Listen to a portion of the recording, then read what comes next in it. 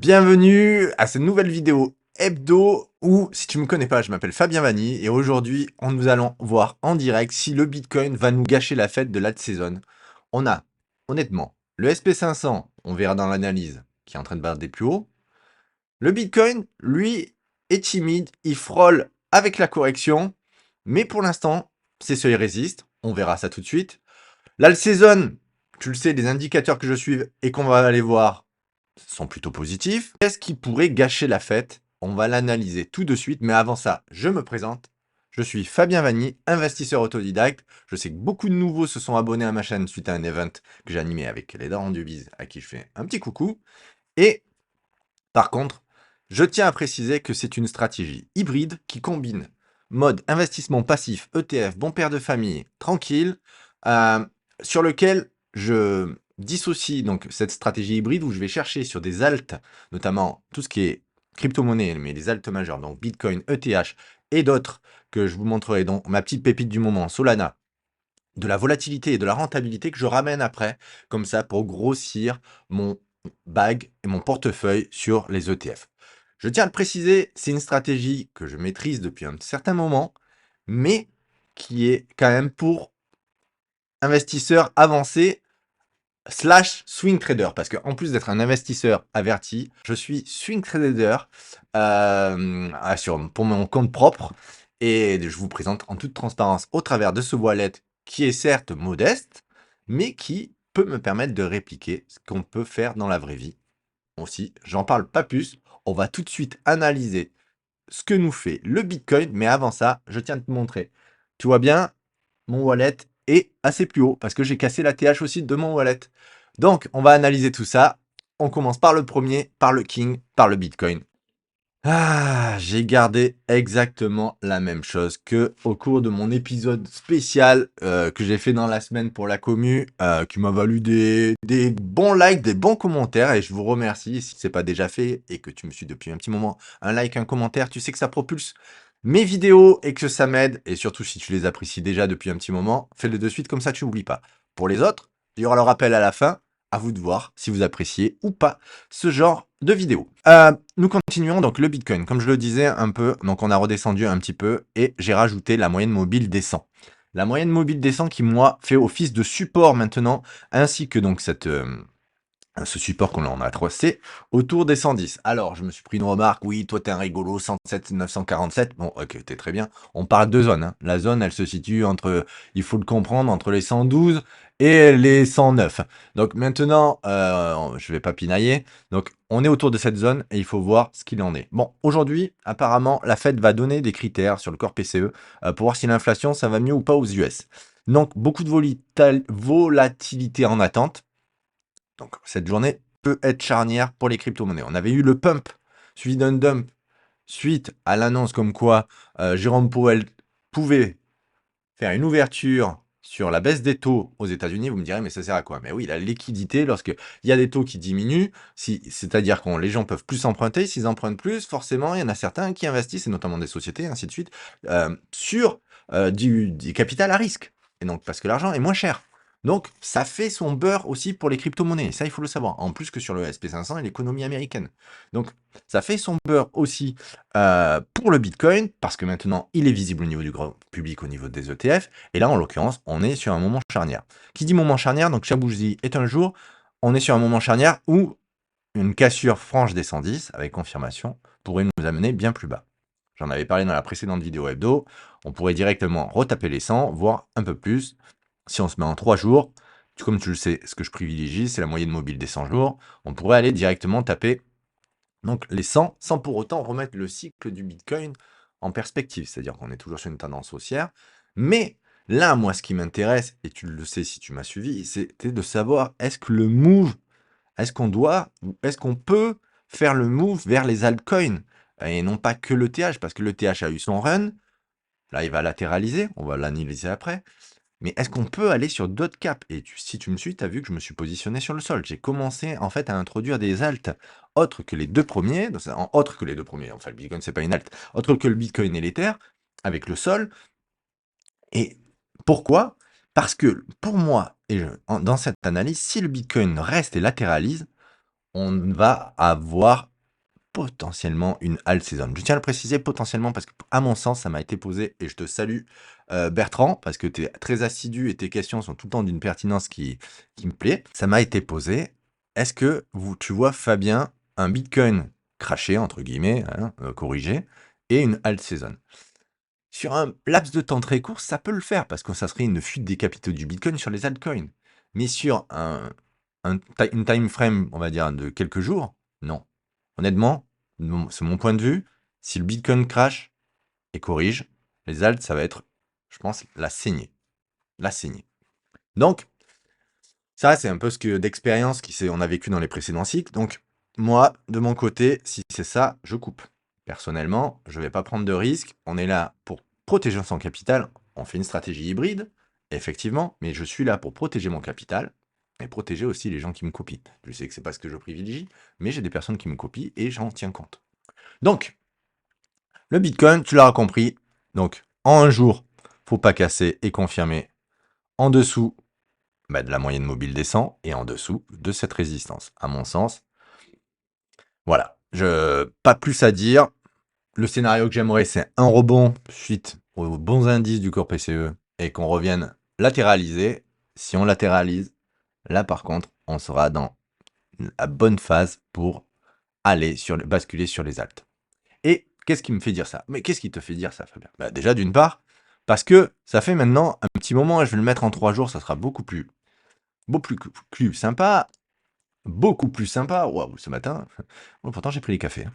Alors, beaucoup plus sympa. Tu le vois, on a corrigé, on a cassé les 60. 60 de la dominance du Bitcoin. C'est-à-dire que c'est là une première, le Bitcoin perd en dominance. Donc, ça veut dire qu'il y a un ruissellement du Bitcoin vers l'Ether, ça on l'a vu, et vers les alts potentiellement aussi. Et qu'est-ce qui me fait dire vers les alts? Donc, on pourra avoir un rebond, revenir tester les 60, puis aller chercher les 52.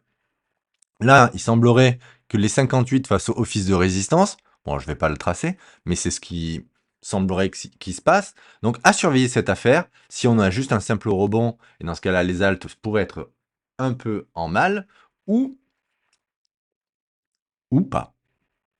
Cela va dépendre. J'ai l'impression que ce vendredi va être vraiment charnière pour la suite des événements. Et tu sais, je suis pas facile à convaincre qu'on pourrait être dans une alt season. J'ai mes indicateurs et je m'y tiens. Et là, la dominance du Bitcoin est le premier. Bien sûr que le Bitcoin tienne la route. C'est le tout premier. Le deuxième, donc, c'est sa dominance. Et le troisième, tu sais que c'est mon total 3 qui exclut le BTC, l'Ether et les stablecoins. Voilà.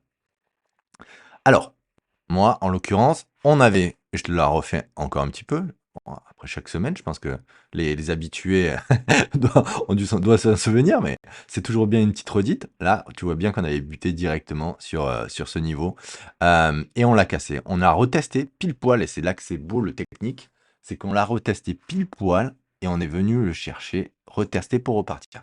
Donc ça, c'est quand même quelque chose qui m'intéresse, même si on pourrait buter encore sur cette partie-là, et on voit que ça se travaille aussi, c'est quelque chose qui m'intéresse, qui va dans le sens de l'alt season est peut-être proche.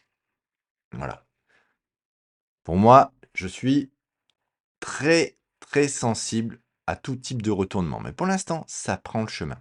Donc, je fais mon petit bag et j'ai mis dans la balance le sol parce que je vais commencer à basculer, si tout se confirme et que le BTC tient la route, sur des alts.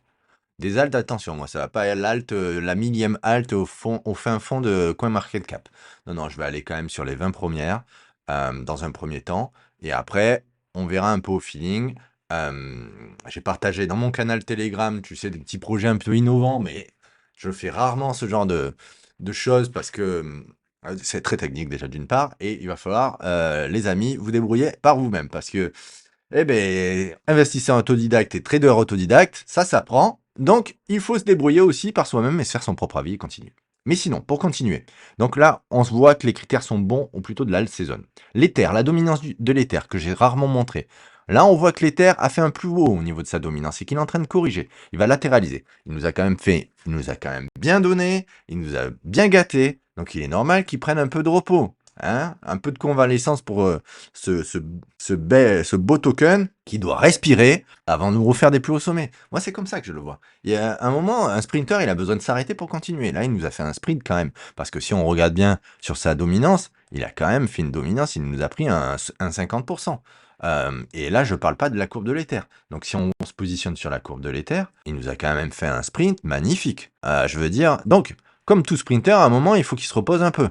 Donc, il va nous faire, là, 90% à peu près, il va nous faire donc une petite latéralisation. Ça, c'est le scénario que j'aime, parce que ça donnerait respiration, ou alors une correction un peu plus prononcée. Et celui-là, on va pas le détester, parce que si on a du cash, on se repositionnera. On se repositionnera.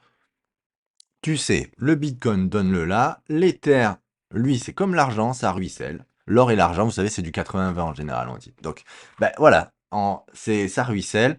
Pour l'instant, il fait une pause. Et c'est pour ça que j'ai switché sur cette pépite. Pépite, il n'est pas sorti du chapeau, hein, c'est quelque chose qui existe depuis très longtemps. Mais dont je parle dans ma communauté depuis un bon petit moment, sur lequel je me suis positionné. Alors, un peu en avant, je dois le reconnaître, sur ces sommets-là, parce que je pensais que le break était lancé. Puis, j'ai profité de la correction et j'ai envoyé le signal dans mon canal privé Telegram. Si t'es pas abonné, bah, tu peux t'inscrire et tout, ça mange pas de pain. Je dois avouer que c'est plus orienté swing trade actuellement que investisseur. Mais c'était la période estivale où j'avais, en tant que bon daron, les enfants à la maison et je faisais aussi mes vacances. Donc je vais reprendre aussi pour les débutants, je vais reprendre aussi un peu tout ce qui est investissement long terme et je me suis associé en partenariat avec les darons du biz sur, cet aspect-là et moi-même, de mon côté, je vais prendre, je pense, une petite formation, une petite masterclass sur le sujet pour faire avancer la demande, ceux qui, qui sont intéressés aussi, de voir ça avec moi. Et mais bon, c'est des projets, j'en ai plein sous le chapeau, il faut que j'avance, hein. On déroule donc le sol donc où je me suis repositionné, où j'ai tapé, clairement j'ai les 188 exactement sur lesquels je m'étais repositionné et derrière, on peut voir que il est en cours de casser. Il a confirmé sa cassure journalière et là, wait and see. J'ai envie de dire, il est en train de regarder en disant: «J'y vais ou j'y vais pas?» Donc c'est un peu ce qui se passe, j'y vais ou j'y vais pas. Pourquoi? Bah, parce que, comme le bitcoin, lui aussi il se dit: «Je casse ou je casse pas», vous vous doutez bien qu'on est un peu sur la select. Donc c'est danser avec des œufs en ce moment avec les alts et c'est pour ça que j'irai pas chercher d'autres alts en ce moment. Par contre, ce week-end, il est possible que je donne des signaux dans mon canal Telegram d'achat de nouvelles alts que je suis, que je partagerai en privilégié à ma petite communauté. Enfin petite, ma communauté, et de personnes de qualité, c'est ça que je préfère. Et, pour switcher sur d'autres alts que j'ai repérés. Et voilà, donc je partagerai dans mon canal quelques petites pépites, je pense, si la fête gâche pas notre petite chance d'alt saison. Parce que, voilà, je l'analyserai pas, mais celui fait partie des altes que je suis de près, pour pas faire de jeu de mots. Et donc, revenons-en maintenant à la santé du portefeuille. Donc, le portefeuille, écoutez, on est plutôt bien. Que dire? Bon, l'Ether, bon, on n'a pas, j'avais pris mes gains, mes bénéfices, et là, je laisse courir cette ligne. Le SP500 nous fait des plus hauts, ça remonte. On voit qu'on est plutôt bien. Pour avoir acheté un peu de taux et avoir repris sur les 188, le sol, on est sur du 8, mais bon, tu sais que suivant les années, ce qui va se passer, ça peut vite se renverser, donc il faudra être assez réactif. Les small cap value anticipent, il semblerait, une baisse des taux, parce qu'il faut savoir que les small cap value sont très sensibles à la baisse des taux. Et donc les small cap value américaines, si la Fed dit go, on baisse les taux, c'est to the moon à mon avis. Le rattrapage va se faire en un claquement de doigts. Donc c'est pour ça que j'en ai intégré à hauteur de 1 tiers sur mes ETF. Oui, je préfère si on voit sur les ETF. Je garde mes obligations américaines parce que c'est pour un peu les cas d'école et diminuer ma volatilité. L'or, c'est de même. L'or latéralise et tu sais que je vais favoriser sûrement un swing trade sur le sujet parce que l'or, je veux l'intégrer dans mon portefeuille et il m'a été posé la question, mais comment tu atténues la volatilité? C'est justement en diversifiant les actifs également. Parce que moi, ce qui m'intéresse, et tu peux le voir, je vais te montrer mes stats, c'est tout simplement, ce qui m'intéresse, c'est ça, la moyenne de mon score de risque. Aujourd'hui et à ce jour, je vous présente, je suis à 23% sur un an, parce que je l'ai ouvert en juillet, je crois, l'année dernière, mais j'ai commencé à faire ma manip pour la transparence suite à mon petit live que j'avais lancé en novembre. J'ai regardé la date en novembre et je ferai une date d'anniversaire à ce novembre-là pour faire un état des lieux. Et en novembre, honnêtement, en un an, moins d'un an, 23%. Voilà. Voilà ce qu'une stratégie hybride peut apporter. Après, c'est, comment dire, ça demande du temps. J'y passe du temps. C'est pas cadeau. Voilà. Vous voyez ce que je veux dire? C'est pas cadeau, ça demande du temps, ça demande de la rigueur. On est sur cette année sur du 9%.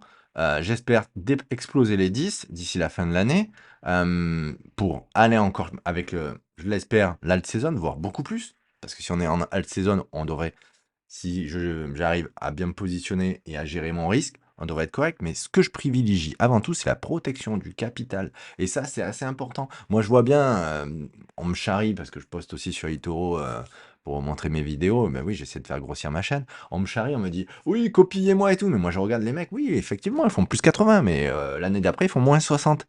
Donc au final, ils gèrent pas leurs risques. Ces gens-là, vous pouvez les copier, puis vous les copierez peut-être quand ils seront au plus haut, et après vous scratcherez les moins 40. Mais ils gèrent pas leurs risques. Ils ont un score qui explose tout. Et la gestion du risque, c'est quelque chose qui est le plus difficile à mon sens si on veut faire du cash et se sécuriser son capital. Et vraiment, j'en parle jamais parce que commence par les analyses, parce qu'effectivement, c'est les analyses, c'est ce qui plaît le plus. Mais la gestion du risque, c'est vraiment quelque chose qui devrait être primordial à mon sens. Vaut mieux rater, comme je le dis, et cette petite phrase, elle me plaît, le train que se prendre un bus dans ta face. Donc, clairement, à choisir, rater le train, vous prenez pas le bus. Hein? Et, donc, la gestion du risque, c'est la priorité. Et je vais terminer par le SP500, parce que le SP500, lui, c'est quand même ce qui drive l'économie mondiale encore, on pourra dire oui, les États-Unis sont à la traîne, tatati, tatata. Non, non, non, les États-Unis ont encore des beaux jours devant eux et la preuve, ils le démontrent avec cette explosivité magnifique, magnifique. On va se mettre en semaine, hein, tu le sais que j'aime pas. Regardez ça, regardez-moi ça, ce V-bottom magnifique qui a mis à la rue beaucoup d'institutionnels. Hein. Ouais, ouais. Recherchez hein, à date les vidéos, ils disaient oui, attention, risqué, Trump, machin, n'importe quoi. Bon, ben n'importe quoi, regardez n'importe quoi. N'importe quoi, le monde a jugé maintenant que n'importe quoi, c'était rémunérateur. J'ai pas d'avis à donner sur la politique ou que ce soit, je suis pas là pour faire ça. Mais moi, ce que je vois, c'est les chiffres. Et le chiffre est bon dans ce sens-là. A contrario, allez, je me permets, je sais que les derniers vont me dire, ah oui, encore du French bashing et tout. Mais à contrario, voici ce que fait le 440.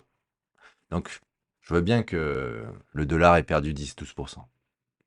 Et si on se prend 30% d'augmentation sur le SP500 et qu'on oscille comme ça sur le CAC 40, faites vos jeux, faites votre choix. Ça ne veut pas dire qu'il faut l'exclure totalement d'une stratégie long terme. Mais moi, en l'occurrence, ça fait un petit moment que je trouve que tant que nos politiciens, malheureusement, se seront pas renouvelés ou recyclés et qu'ils emmerderont l'économie, on peut encore être dans la tourmente sur le CAC 40 pendant un petit moment. Donc on le regarde, on n'hésitera pas à soutenir l'économie française si opportunité il y a, mais pour l'instant, hors de question d'y mettre le petit orteil.